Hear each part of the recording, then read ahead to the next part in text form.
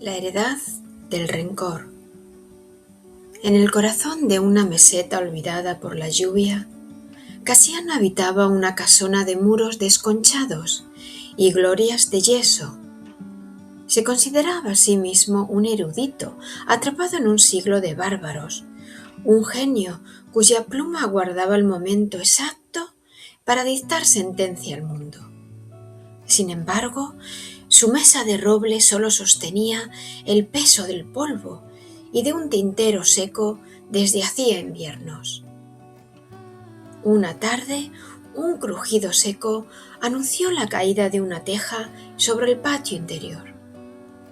Casiano, en lugar de recoger los fragmentos o inspeccionar el tejado, alzó el puño hacia el cielo, maldijo al viento por su impertinencia y a las nubes por su peso imaginario. Para él, aquel derrumbe no era fruto del abandono, sino una conspiración de los elementos contra su sosiego. Su hermana Isabel entró en el palacio con la humildad de quien conoce el valor del esfuerzo. Le sugirió llamar al albañil del pueblo antes de que las lluvias de otoño convirtieran las grietas en torrentes. Casiano la miró con desprecio, alegando que su presencia interrumpía el flujo de sus pensamientos y que ella, con su pragmatismo vulgar, era la verdadera causa de su falta de inspiración. Casiano intentó escribir aquella noche, pero la vela chisporreteó antes de tiempo. En lugar de buscar un cabo nuevo, lanzó el candelabro contra la pared. Culpó al cerero por su deshonestidad y al aire de la habitación por ser demasiado denso. Cada minuto perdido en la oscuridad era, según él, una deuda que el destino contraía con su grandeza. Desde su balcón observaba a los vecinos trabajar las vides y recoger el fruto maduro. Sus risas llegaban hasta él como insultos. «Tienen suerte», rumiaba Casiano. «El sol los favorece porque no tienen nada que ofrecer al espíritu. A mí, en cambio, la fortuna me castiga por mi propia profundidad».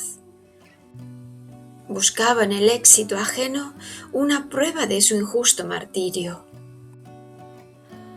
Un viejo artesano del valle, don Manuel, subió a la casona para entregarle una pluma de ave tallada con esmero. «Con esto las palabras fluyen solas», dijo el anciano. Casiano probó la punta y, al ver que su caligrafía seguía siendo errática, devolvió el regalo con una mueca. Culpó al tacto de la madera por no ajustarse a la nobleza de su mano. Llegó la misiva de la capital, invitándolo a un certamen de letras. Casiano leyó apenas las primeras líneas antes de arrojarla al fuego. «No iré», sentenció. «Los jueces son mediocres, no sabrían distinguir el oro del barro.